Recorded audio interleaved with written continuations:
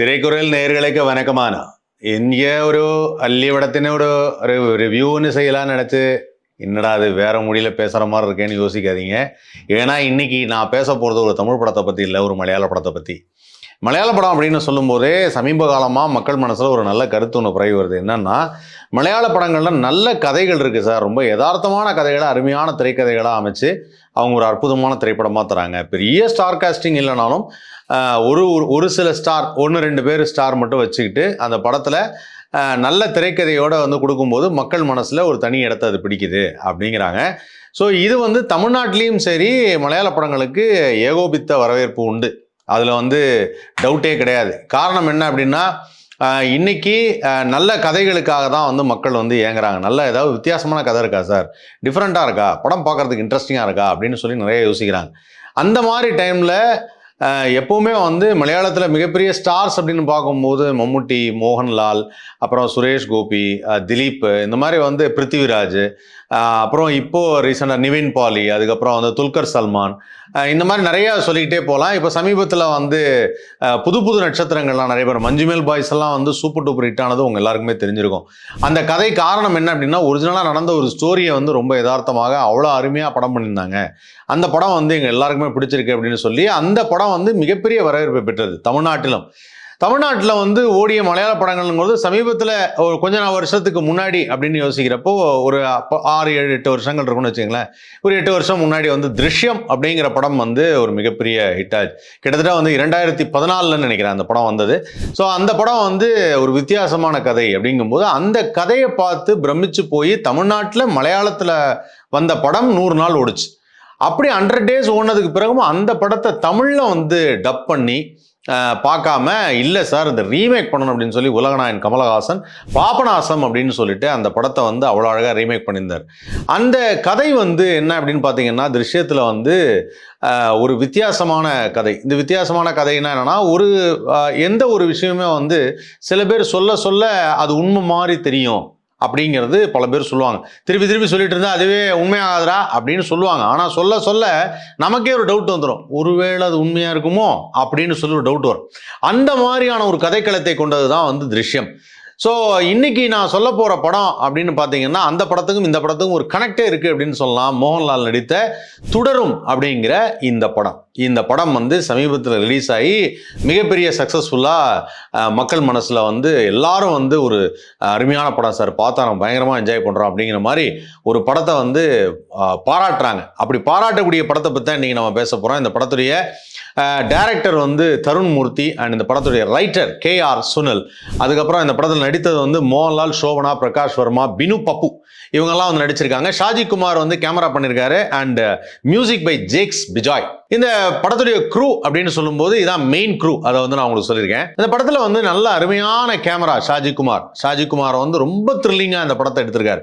இது ஒரு நார்மல் ஒரு ஃபேமிலி ட்ராமா தான். அந்த ஃபேமிலி ட்ராமான்னு நினைக்கும் போது என்னன்னா, ஒரு மலைப்பகுதியை சுற்றியே ஒரு டவுனு, அந்த டவுனில் நடக்கிற ஒரு கதை அப்படின்னு வச்சுக்கோங்களேன். மோகன்லால் ஒரு மிகப்பெரிய ஆக்டர், அதில் எந்த விதமான மாற்று கருத்துமே கிடையாது. ஏன் அப்படின்னு நான் சொல்கிறேன்னா, ஒரு காலகட்டத்தில் நடிகர் திலகம் சிவாஜி கணேசன் யாத்திரை மொழி அப்படின்னு சொல்லிட்டு மோகன்லால் சாரோட ஒரு படம் பண்ணார். அந்த படத்தை பண்ணும்போது அதுக்கப்புறம் இங்கே மக்கள்கிட்ட பேசும்போதோ இல்லை அவங்க சக நடிகர்கள்ட்ட பேசும்போதோ, போய் நடிப்புடா போகன்லால்கிட்ட கற்றுக்கங்க அப்படின்னார். அந்த லெவலுக்கு லாலேட்டன் எல்லாரும் உயிரே கொடுக்குற அந்த நடிகர் மிக மிக மிக மிக சிறந்த ஒரு நடிகர். காரணம் என்ன அப்படின்னா, ஒரு ஆக்ஷன் படம் நடித்தாருன்னா அந்த படத்துக்கு என்ன மாதிரியான ஃபேஸ் இருக்கணுமோ அதை கரெக்டாக வச்சுருப்பார். அதே ஒரு யதார்த்தமான ஒரு குடும்ப பாங்கான ஒரு கேரக்டர், ரொம்ப இன்னசென்ட்டான ஒரு ஆள் அப்படின்னா அதுக்கு தகுந்த மாதிரி ஃபேஸு, பாடி லாங்குவேஜ் எல்லாமே இருக்கும். அதுதான் மோகன்லால். ஸோ அந்த அளவுக்கு அவரோட ஐ எக்ஸ்பிரஷன்ஸ் அப்படின்னு சொல்லும்போது கிட்டத்தட்ட அந்த ஐயில் நமக்கு இந்த சந்தேகம் வருவாங்க. சார் நீங்கள் உண்மையிலே இதை கேள்வியாக கேட்குறீங்களா, இல்லை உங்களுக்கு தெரிஞ்சுக்கிட்டே வேணுன்ட்டே எங்களை டெஸ்ட் பண்ணுறீங்களா, இல்லை எங்களை ஆக்ரோஷமாக பார்க்குறீங்களா, இல்லை ஏதாவது பண்ண போகிறீங்க, இப்படியெல்லாம் மல்டிபிள் எக்ஸ்பிரஷன்ஸ் இருந்தாலும் மோகன்லால் சாருக்குடைய ஐ எக்ஸ்பிரஷனுக்கு ஒரு தனி வரவேற்பும் உண்டு. அதுக்கு காரணம் என்ன அப்படின்னு பார்த்தீங்கன்னா, திருஷ்யம் படத்தில் அவருடைய ஐ எக்ஸ்பிரஷன் தான். ஒரு பெரிய சம்பவத்தை பண்ணியிருப்பார். அந்த பெரிய சம்பவம் பண்ணியிருந்தாலுமே அந்த சம்பவத்துக்கு அப்புறம் அவருடைய கண்ணை பார்க்குற பார்வை எல்லாம் பார்த்தா ஒன்றுமே தெரியாத மாதிரி சாதாரணமாக பார்த்துட்டு இருப்பார். அந்த கண்களுடைய அந்த இது பதில் சொல்லும், இவருக்கு எதுவும் தெரியாது போல இருக்கு, இவரும் பண்ணல போல இருக்கு அப்படிங்கிற மாதிரி ஒரு எக்ஸ்பிரஷன். ஸோ அப்படிப்பட்ட நடிகர் தான் மோகன்லால். அவர் இப்போ தொடரும் அப்படிங்கிற படத்துலையும் ஒரு நார்மலான ஒரு கேரக்டர், அதாவது என்னன்னா ஒரு அம்பாசிடர் கார். இந்த அம்பாசிடர் காருங்கிறது பல பேருக்கு தெரியும், அது ஒரு ரெட்ரோ அப்படின்னு சொல்லுவாங்க. ஆனாலுமே என்னன்னா அந்த அம்பாசிடர் காரில் ஹேண்ட் கியர் போட்டு வண்டி ஓட்டுறது அப்படிங்கிறது ஒரு சுவாரஸ்யமான ஒன்று. அதெல்லாம் இப்போ இல்லையே அப்படின்னு சொல்லி பல பேர் சொல்லுவாங்க. ஆன்டிக் பீஸ் அப்படின்னு சொல்லுவாங்க. அந்த பழைய பொருட்களில் அதெல்லாம் நான் ரொம்ப ரசிச்சது சார் அப்படின்னு. அந்த மாதிரி கேரளாவில் வந்து பார்த்தீங்கன்னா பழைய பொருட்கள், பழைய காரு, பழைய டூ வீலர்ஸு, அந்த மாதிரியான சில விஷயங்களுக்கு ரொம்ப மரியாதை தருவாங்க. அவங்க எப்பவுமே அந்த ஹிஸ்ட்ரியை வந்து மறக்க மாட்டாங்கன்னு வச்சுக்கோங்களேன். ஸோ அந்த வகையில் வந்து பார்த்தீங்கன்னா இன்றைக்கும் நம்ம நிறையா வந்து இந்த ஃபேஸ்புக்கில், இன்ஸ்டாகிராம்லாம் வீடியோ பார்க்கலாம். நிறைய பேர் வந்து இந்த கார் ரீமாடல் பண்ணி பார்த்தா அது கேரளாலேருந்து ஒரு காராக இருக்கும். அப்புறம் ஆட்டோ ரீமாடல் பண்ணுவாங்க, பார்த்தா அது கேரளாலேருந்து ஒரு ஆட்டோவாக இருக்கும். இந்த மாதிரி வந்து அவங்களுக்கு ரொம்ப பிடிச்சிரும், அந்த வண்டி அப்படிங்கிறதே ரொம்ப பிடிச்சி போயிடும். அப்படி ஒரு பிடிச்சி போய் அந்த வண்டியை என்னால் மிஸ் பண்ணவே முடியாது அப்படிங்கிற மாதிரி ஒரு பிளாக் கலர் அம்பாசிடருக்கும் அந்த 4455ங்கிற வண்டி, அந்த வண்டிக்கும் மோகன்லாலுக்கும் ஒரு மிகப்பெரிய லவ். அதாவது இந்த காரை விட்டு நான் பிரியவே மாட்டேன், இந்த கார் வந்து எனக்கு உயிர் மாதிரி அப்படின்னு சொல்லக்கூடிய அளவுக்கு அதில் ஒரு பெரிய லவ். ஏன் அந்த கார் மேலே அவ்வளோ லவ் அப்படின்னு கேட்டிங்கன்னா, இல்லை எனக்கு சின்ன வயசில் எனக்கு வந்து நான் ஒருத்தட்ட வேலை செஞ்சேன், அவர் என்னுடைய முதலாளி வந்து அவருடைய ஞாபகார்த்தமாக அந்த கார் இருக்குது அப்படிங்கிற மாதிரி அதை வந்து ரொம்ப ஃபீல் பண்ணி சொல்லுவார். இப்படியெல்லாம் ஒரு பக்கம் போயிட்டு இருந்தாலும் இவருக்கு ஒரு ஃபேமிலி. அந்த ஃபேமிலின்னு பார்க்கும்போது மோகன்லாலுக்கு ஒய்ஃபாக சோபனா, அதுக்கப்புறம் அவருக்கு ஒரு பையன் ஒரு பொண்ணு. சரி, ஓகே. அந்த ஸ்டில்லெல்லாம் பார்க்கும்போது இந்த ரொம்ப காலத்துக்கு முன்னாடி இது ஒரு ஃபேமிலி படம் அப்படின்னாவே என்ன பண்ணுவாங்கன்னா, இந்த ஃபோட்டோ ஸ்டுடியோவில் போஸ்ட் கொடுக்குற மாதிரி ஹஸ்பண்ட் ஒய்ஃப் 2 குழந்தைங்க வந்து நின்று அப்படின்வாங்க. உடனே என்னென்னா, சார் அது ஃபேமிலி படம் சார் அப்படின்வாங்க. இப்போ கூட அதே தான் ஃபாலோ பண்ணுறாங்க, அது வேறு விஷயம். ஆனால் இந்த ஃபேமிலி படத்தில் அப்படி என்னென்ன ட்விஸ்ட்லாம் இருக்குது அப்படின்னு பார்க்கும்போது, ஒரு ஒன்லைனில் சொல்லணும் அப்படின்னா இதில் வந்து ஒரு திருஷ்யம் படத்துடைய ஒரு ரிவர்ஸ், அதாவது திருஷ்யம் படத்தில் நடந்த ஒரு சம்பவம், இவர் பண்ணக்கூடிய ஒரு விஷயம், அந்த போலீஸ் ஆஃபீஸருக்கும் இவருக்கும் உள்ள அந்த ஒரு என்ன சொல்கிறது, ஒரு மிஸ்கம்யூனிகேஷன், ஒரு மிஸ்ஃபயர் ஆன ஒரு விஷயம்னு வச்சுக்கோங்களேன். அந்த விஷயத்தையே அப்படியே ரிவர்ஸாக பண்ணியிருக்காங்க தொடரும் படத்தில். இதுதான் இந்த ஒன்லைன் அப்படின்னு சொல்லலாம். ஸோ அந்த கதையை அப்படி ஆரம்பிக்கிறப்ப என்ன ஆகுது அப்படின்னா, அந்த கதையில் என்னென்ன கதாபாத்திரங்கள் யாரெல்லாம் நடிக்கணுங்கிறப்போ, குறிப்பாக வந்து இந்த படத்தில் வந்து ஒரு சப் இன்ஸ்பெக்டரும் இன்ஸ்பெக்டரும் நடிச்சிருக்காங்க. இந்த சப் இன்ஸ்பெக்டர் இன்ஸ்பெக்டரை வந்து நான் இதுக்கு முன்னாடி மலையாள படம் நிறையா பார்த்ததில்லை. ஆனால் அந்த கேரக்டரை பார்க்கும்போது நமக்கு மனசுள்ள ஒன்று தோணுது. ஒரு பர்டிகுலர் சீக்வன்ஸில் ஒரு போலீஸ் ஆஃபீஸரோட ட்ராவல் பண்ணுற மாதிரியான ஒரு காமன் மேனாக மோகன்லால். இந்த காமன் மேனுக்கு வந்து ஒரு பயம் இருக்கும். போலீஸ் இல்லை, இது இப்போ தான் சொன்னேன், சிரிச்சுக்கிட்டே பேசினாலும் திடீர்னு ஏதாவது செஞ்சுட்டாங்கன்னா அந்த ஒரு பயம் இருக்கும். அந்த பயத்தை காட்டுற அந்த முகமும் அவர் சொன்னோன்னே, அதாவது ஒரு ஆஃபீஸர் வந்து ஸ்ட்ரிக்டாக இருக்கிறதும் இன்னொரு ஆஃபீஸர் வந்து பரவாயில்லடே அப்படின்னு சொல்லும்போது இவர் வந்து, சார் நீங்கள் சொல்லுங்கள் சார், ஆமாம் நான் வேணாம் நீங்கள் சொன்னீங்கன்னா சரியாக இருக்கும் சார். இது வந்து என்னென்னா ஒரு அந்த பிஹேவியர் பார்க்கும்போது இல்லை, உண்மையிலேயே அந்த ஒரு போலீஸை பற்றி தெரியாத, தனக்கு பெரிய பொலிட்டிக்கல் சப்போர்ட் இல்லாத ஒருத்தர் வந்து, ஒரு காமன் மேன் வந்து திடீர்னு இப்படி ஒரு வலையில் சிக்கினா அவங்க எப்படியெல்லாம் ரியாக்ட் பண்ணுவாங்க அப்படிங்கிறத மோகன்லால் பிரமாதமாக பண்ணியிருப்பார். அந்த ஆக்ஷன் தான் இந்த ஒரு நேச்சுரல் ஆக்டிங் அப்படின்னு சொல்லுவாங்க. ரியலாக அந்த கேரக்டர் அங்கே வந்தால் என்ன பண்ணும், எப்படி பிஹேவ் பண்ணும் அப்படிங்கிறத ரொம்ப சூப்பராக பண்ணியிருப்பார். ஸோ இந்த கதை அப்படின்னு சொல்லும்போது, இவர் வச்சிருந்த அந்த காரில் வந்து ஒரு ட்ரக் கேஸில் பிடிச்சிட்டு போயிடுறாங்க. இந்த காரை ட்ரக் கேஸில் பிடிச்சிட்டு போனோன்னா இந்த போலீஸ்லேருந்து எப்படியாவது மீட்டு எடுத்து வரணும். மீட்டு எடுத்து வரும்போது அங்கே ஒரு ட்விஸ்ட்டு, பிடிச்சது ட்ரக் கேஸுக்கு இல்லை வேற ஒரு கேஸுக்கு அப்படின்னு. அதுதான் படத்துடைய ஒரே ஒன்லைன் ட்விஸ்ட். அந்த விஷயத்தை நான் சொல்லிட்டேன்னா படம் பார்க்கும்போது உங்களுக்கு பெரிய இன்ட்ரெஸ்டிங்காக இருக்காது. ஆனால் இந்த படத்துடைய செகண்ட் ஹாஃப் பார்க்கும்போது நான் என்ன எதிர்பார்த்தேன் அப்படின்னா, நான் வந்து ஒரு தமிழ் படங்கள் பார்க்கக்கூடிய நபர் அப்படிங்கிறதுனால மலையாள படத்தில் எல்லாரும் இந்த படத்தை பார்த்துட்டு ரொம்ப அருமையாக இருக்குது சார், பிரமாதமாக இருக்குது அப்படின்னப்போ நான் ஒரு விஷயத்தை பார்த்துட்டு என்ன அந்த கதையில் என்ன ட்விஸ்ட் இருக்கும். ஃபர்ஸ்ட் ஹாஃபில் ஓகே அந்த ட்விஸ்ட் தெரியுது, அது வேறு இன்டர்வல் எனக்கு தெரிஞ்சு போச்சு. ஓகே, நம்ம நிறையா படங்கள் பார்க்கறதுனால கெஸ் பண்ணிட்டோம்னு வச்சுக்கோங்க. ஆனால் இருந்தாலும் வந்து அந்த இன்டர்வலுக்கு மேலே வந்து என்ன மாதிரி ட்விஸ்ட் இருக்க போகுது, எப்படி அதை பண்ண போகிறாங்க அப்படிங்கிறத அப்படியே பார்த்துட்டு இருக்கும்போது அது ஒரு நார்மலான கதையாகவே மூவ் ஆச்சு. அதாவது ஒரு தவறு நடக்குது, அந்த தவறு தெரிஞ்சு போயிடுது, அந்த தவறுக்கு பழி வாங்குறது, இப்படி ஒரு ஹீரோவை நார்மலான ஒரு கதையாக இருந்தது. என்னடா நம்ம எதிர்பார்த்த அந்த ட்விஸ்ட் இல்லையே அப்படின்னா, அந்த நார்மலான கதையில் எது பிரம்மாண்டமாக இருந்தது அப்படின்னா, இந்த படத்தில் முழுக்க முழுக்க வந்து அந்த கேமராமேனுடைய அந்த ஒரு என்ன சொல்கிறது, அவருடைய இன்புட் வந்து இதில் ஜாஸ்தி. ஏன்னா அந்த ஒரு படத்தை எப்படி காமிக்கணும்னு இருக்கு. சமீபத்தில் நடந்த அந்த வயநாட்டில் நடந்த அந்த நிலச்சரிவு சம்பவத்தை இந்த படத்தில் வந்து வேற ஒரு ஊரில் இந்த மாதிரி நிலச்சரிவு நடக்குது அப்படின்னு காமிக்க, நிலச்சரிவு நடக்கும் பொழுது அதில் ஒரு விஷயம் வந்து மறையப்பட்ட விஷயத்தை எப்படி வெளியில் கொண்டு வராங்க அது மூலியமா எப்படி கேஸ் மாறுது அப்படிங்கிற மாதிரி ஒரு விஷயத்த பண்ணியிருக்கிறாங்க. இந்த நிலச்சரிவை ரொம்ப தத்ரூபமாகவும் ரொம்ப அழகாகவும் எடுத்திருக்கிறாங்க. அது வந்து சிஜின்னு பண்ண நினைச்சாலுமே ரொம்ப இயல்பா இருக்கு. பார்க்குறப்ப நமக்கே பகிருங்க. அந்த நிலச்சரிவு நடக்கும் பொழுது நிறைய பேர் வந்து சாப்பிட்டு படுத்து தூங்கிட்டு இருந்தாங்க. அந்த நிலச்சரிவுடைய மிகப்பெரிய விஷயமே என்ன அப்படின்னா, வயநாட்டில் நடந்த நிலச்சரிவில் எந்த விதமான மிருகங்களும் பெருசாக பாதிக்கப்படலை. இது நிறைய பேருக்கு தெரியுமான்னு தெரியல. யானையோ ஒரு குரங்கோ இல்லை ஒரு அதாவது நடமாடி கொண்டிருந்த மிருகங்கள். மறுபடியும் சொல்லிக்கிறேன், இல்லையா சார் நான் பார்த்தனே ஒரு நாய் வந்து செத்து கிடந்தது, மாடு செத்து கிடந்தது, கட்டி போட்டிருந்தாங்க. கட்டி போட்டிருந்ததுனால அது இறந்து போச்சு. காரணம் என்னன்னா, இயற்கை சீற்றத்தை வந்து முதல்ல எது கண்டுக்கும் அப்படின்னா மிருகங்களுக்கு தான் தெரியும். யானை வந்து நடக்கும் போதே தெரியுமா அதோடைய அதிர்வு, அந்த அதிர்வு நில அதிர்வு அங்கே இருக்குன்னா அது இருக்கும் 100 கிலோமீட்டருக்கு அந்த பக்கம் நில அதிர்வு இருக்குன்னா இது தெரிஞ்சிருமா. அந்த மாதிரி வந்து மிருகங்களுக்கு அந்த நமக்கு எப்படி வந்து 6வது அறிவு 6th சென்ஸ் நமக்கு இருக்குன்னு சொல்கிறோமோ அதுங்களுக்கு வந்து ஒரு இன்னொரு சென்ஸ் கூட. அந்த சென்ஸ் வந்து உணர்தல். இந்த உணர்தல் வந்து எல்லா மிருகங்களுக்கும் கூட. ஸோ இந்த படத்துலையும் என்னன்னா அந்த நிலச்சரிவை ரொம்ப தத்ரூபமாக எடுத்திருந்தாங்க. அந்த நிலச்சரிவோடு சேர்ந்து அந்த மிருகங்கள்லாம் வந்து அந்த ஓடுறதும் இது இங்கே வரலங்கிறதும் அந்த பக்கம் வந்து இல்லை அந்த ஆனால் அந்த நிலச்சரிவில் எந்த மிருகங்களும் செத்த மாதிரி காமிக்கல. அது பெருசாக காமிக்கல. மற்றபடி மனிதர்கள் அவங்கள வந்து மீட்பு பண்ணி அதெல்லாம் காமிச்சிருந்தாங்க. அந்த சீன் ரொம்ப தத்ரூபமாக இருந்தது. அதுக்கப்புறம் வந்து பார்த்தீங்கன்னா இந்த படம் ஃபுல்லாகவே என்னென்னா, கேரளா அப்படின்னாலே எல்லாரும் யோசிக்கிறது என்னென்னா மழை. பொதுவாகவே கேரளாவில் வந்து எல்லாரும் வெளியில் போனால் குடை எடுத்துகிட்டு போவாங்க. இந்த குடை எடுத்துகிட்டு போகிறது எதுக்குன்னா, ஒன்று வெயிலுக்கு இல்லை மழைக்கு. ஒரு மாதிரி அந்த அது ஒரு டெம்பரேச்சர் என்ன சொல்கிறது, தன் தலைக்கு மேலே ஒரு நிழல் இருந்துக்கிட்டே இருக்கும்.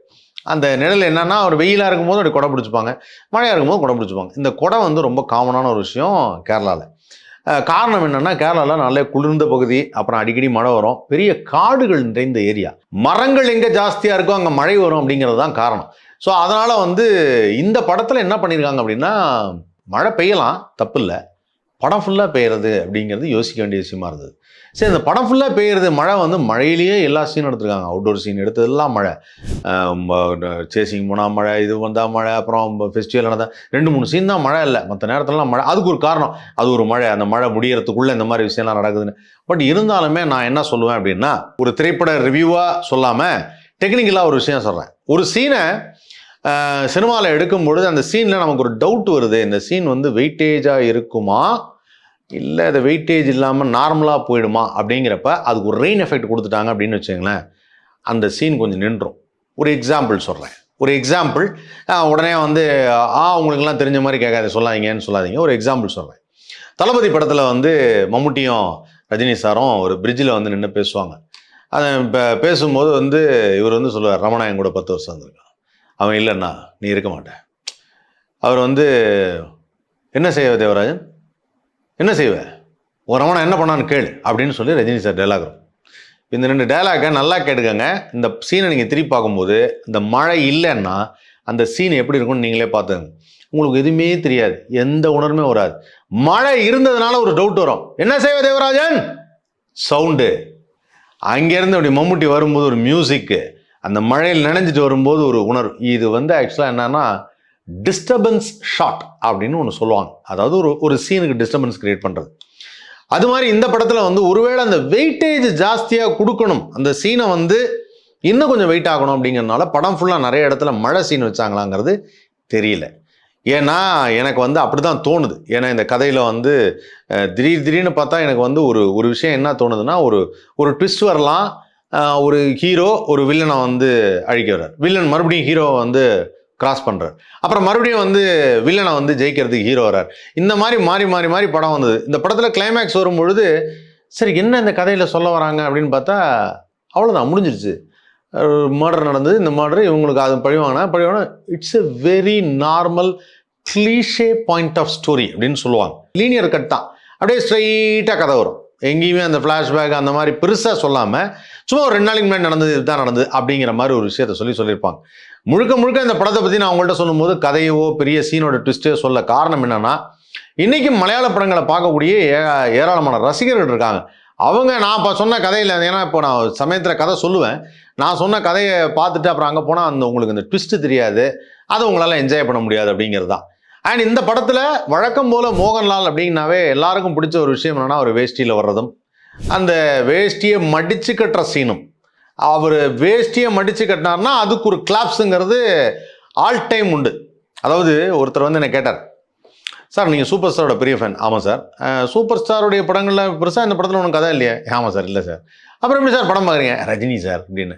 ஸோ என்னன்னா ரஜினிகாந்த் படம் அப்படின்னா நாங்கள் எப்படி விரும்பி பார்ப்போம், அந்த மாதிரி மலையாளத்தில் மோகன்லால் படம்னா ரொம்ப விரும்பி பார்ப்பாங்க. கிட்டத்தட்ட மோகன்லால் சாருடைய படங்கள் எண்ணிக்கை அப்படின்னு பார்க்கும்போது இந்த படம் வந்து 320வது படம். 360 அப்படிங்கிறது என்னன்னா ஒரு வருஷத்தில் ஒரு நாளைக்கு ஒரு மோகன்லால் படம் பார்த்தாலே நீங்கள் பார்த்து முடிக்கிறதுக்குள்ள அவர் இன்னொரு 5 படம் நடிச்சிருவார். அந்த லெவலுக்கு வந்து அவர் ஏகப்பட்ட திரைப்படங்கள் நடிச்சிருக்காரு, வித்தியாசமான கேரக்டர்ஸ் பண்ணியிருக்காரு. இதுக்கு முன்னாடி ரிலீஸ் ஆன எம்புரான் படத்தில் மோகன்லால் நிறைய காட்சியில் வரலைங்கிறது பல பேருக்கு வருத்தமாக இருந்திருக்கு. அப்போ இந்த படத்தில் பார்த்தீங்கன்னா படம் ஆரம்பிச்சதுலேருந்து கடைசி வரைக்கும் மோகன்லால் வந்து எல்லா காட்சிகளையும் வந்துக்கிட்டே இருக்கிறார். அப்படி எல்லா காட்சிகளையும் வந்துக்கிட்டே இருக்கும்போது மக்களுக்கு ஒரு லாலேட்டன் வந்தோம், அடி போலி என்ன ஃபைட் அது அப்படின்னு. ஸோ அந்த லெவலுக்கு எல்லாரும் என்ஜாய், பயங்கர என்ஜாய். நானும் மோகன்லாலுடைய ஒரு மிகப்பெரிய ஃபேன். ஏன்னா எனக்கு மோகன்லால் சாரோட ஆக்டிங் பிடிக்கும். அவருடைய எனக்கு ரொம்ப பிடிச்சதெல்லாம் என்னென்னா, மோகன்லால் வந்து ஒரு படத்தில் ஹேலோ அப்படின்னு சொல்லிட்டு ஒரு படம், இந்த படத்தில் வந்து அவர் ஒரு ஃபைட் சீன் வரும். அந்த ஃபைட் சீன் வரும்போது அங்கே ஒரு இன்னசென்ஸ் அப்படின்னு சொல்லுவாங்க. இந்த இன்னசென்ஸ் என்னென்னா, இந்த இடத்துல கிச்சு கிச்சு முட்டினா நமக்கு ஒரு சிரிப்பு வரும். ஃபைட் பண்ணும்போது ஒருத்தன் இப்படி வந்து இப்படின்றான், ஹே அப்படின்வார். ஹேன்னொன்னே நான் யோசித்தேன், இது எவ்வளோ பெரிய ஸ்டார் திடீர்னு ஹேங்கிறாருன்னு பார்த்தா அந்த இடத்துல கிச்சு கிச்சு முட்டார் அப்படிங்கிறத அந்த விஷயத்தை அவ்வளோ இயல்பாக பண்ணியிருந்தார். அப்போ இருந்து பார்த்து நான் மோகன்லால் சார் படம்லாம் நிறைய பார்க்க ஆரம்பித்தேன். சரி, இன்னும் ஒரு டிஃப்ரெண்ட்டான ஆக்டர் அவர், அந்த கேரக்டர் தான் பண்ணுறோம். சமயத்தில் நம்ம ஊரில் இருப்பாங்களா வரப்பா நிற்பாங்க, நான் பெரிய ஃபைட்டர் அப்படின்னு பக்கத்தில் வந்து யாராவது வச்சானா அப்படின்னு கையை முறுக்கி எடுத்து திருப்பி அனுப்பிடுவாங்க. இதெல்லாம் இல்லை, அந்த இடத்துல ஒரு இன்னசென்ஸ் இருக்குது, ஒரு யதார்த்தம் இருக்குது அப்படிங்கிறத மோகன்லால் படங்களில் நிறைய பார்த்துருக்கேன். இந்த திரைப்படத்தில் வந்து பார்த்தீங்கன்னா முக்கியமான சில விஷயம் அப்படின்னு பார்க்கும்போது படத்துடைய டைட்டிலே மை சின்சியர் தேங்க்ஸ் டு இசைஞானி இளையராஜா அப்படின்னு போடுறாங்க. இதுலேயும் ராஜா சார் பாட்டு யூஸ் பண்ணியிருக்காங்களா அப்படின்னு ஆச்சரியப்பட்டப்போ, படத்தில் காரில் போகும்போது பாட்டு கேட்குறது, அப்புறம் எங்கேயாவது ஒரு ரெக்கார்டிங் ரேடியோவில் பாட்டு கேட்குறது, இந்த மாதிரியான பாட்டுக்கே அவங்க சின்சியர் தேங்க்ஸ் டு ராஜா சார்னு சொல்லியிருக்காங்க. ஏன்னா அவங்க மதிக்க ஆரம்பிச்சிட்டாங்க. இதுதான் நான் ஆரம்பத்தில் சொன்னது. இப்போ பஞ்சுமேல் பாய்ஸ்க்கு நம்ம வந்து ராஜா சார் போடலங்கனால அவர் கோச்சிக்கிட்டாரு அப்படிங்கிறத தெரிஞ்சுக்கிட்டு என்ன முறைப்படி செய்யணுமோ அதை செஞ்சுருக்காங்க. அநேகமாக பர்மிஷனை வாங்கியிருப்பாங்கன்னு நினைக்கிறேன். அதே சமயத்தில் இந்த படத்தில் வந்து இயக்குனர் இமயம் பாரதி ராஜா சார் ஒரு முக்கிய கதாபாத்திரம் நடிச்சிருக்காரு. அதையே நான் வந்து முக்கிய கதாபாத்திரம் மட்டும் சொல்கிறேன்னா அது என்ன ட்விஸ்ட்டு, அதுதான் மோகன்லாலுக்கு செகண்ட் ஹாஃபில் எல்லாரும் பார்த்து பிரமிச்சு போகிற ஒரு விஷயம். அந்த ட்விஸ்ட் என்ன, அவர் என்னவா இருந்தார், ஏன் பாரதி சாருக்கும் மோகன்லால் சாருக்கும் என்ன ஒரு அவங்களுக்குள்ள என்ன ரிலேஷன் அப்படிங்கிறத படம் பார்த்து நீங்கள் தெரிஞ்சுக்கலாம். அது மட்டும் இல்லாமல் இதில் ஃபோட்டோவில் மட்டுமே ஒரு கேரக்டராக வரார் நமது மக்கள் செல்வன் விஜய் சேதுபதி. ஸோ விஜய் சேதுபதி யங் விஜய் சேதுபதியாக வராரா, இல்லை இப்போ இருக்கிற விஜய் சேதுபதியாக வராரா, இல்லை மோகன்லால் சாருடைய அவர் மாதிரி தாடி வச்சுட்டு வராரா அப்படிங்கிறது நீங்கள் படம் பார்த்தா உங்களுக்கு தெரியும். ஏன்னா 2 விஷயம், பாரதி சாரையும் விஜய் சேதுபதி பற்றியும் சொல்லாத ரீசன் என்னென்னா அது படத்தில் ஒரு சின்ன ட்விஸ்ட்டு, அந்த ட்விஸ்ட்டை நீங்கள் என்ஜாய் பண்ணலாம். அதனால் வந்து அது இப்படி ஒரு விஷயம் இருக்கேன் அப்படின்னு யோசிக்கலாம். அதனால் அந்த படம் பார்த்து நீங்கள் அதை ரசித்து என்ஜாய் பண்ணுங்கிறது என்னுடைய ஆசை. இந்த படம் கேஆர் சுனிலுக்கு ரைட்டராக ஃபஸ்ட்டு படம். அந்த ஃபஸ்ட்டு படத்தில் அவர் என்ன பண்ணியிருக்காரு அப்படின்னா, நான் பொதுவாக சொல்லுவாங்க சினிமாவில் ரொம்ப சக்ஸஸ் ஆன ஒரு ஃபார்முலாவை எடுத்து அதிலிருந்து ஏதாவது ஒரு டிரைவ் பண்ண முடியுமா, ஒரு கதையை மாற்ற முடியுமா அப்படின்னு சொல்லி யோசிச்சிருக்கிறாங்க. அதுதான் திருஷ்யம் படத்திலிருந்து வந்த அந்த ஒரு லைனை மாற்றிருக்காங்க. அது என்ன அப்படின்னா, ஒரு எக்ஸாம்பிளாக சொல்கிறேன், அதுலேருந்து நீங்கள் புரிஞ்சுக்கோங்க.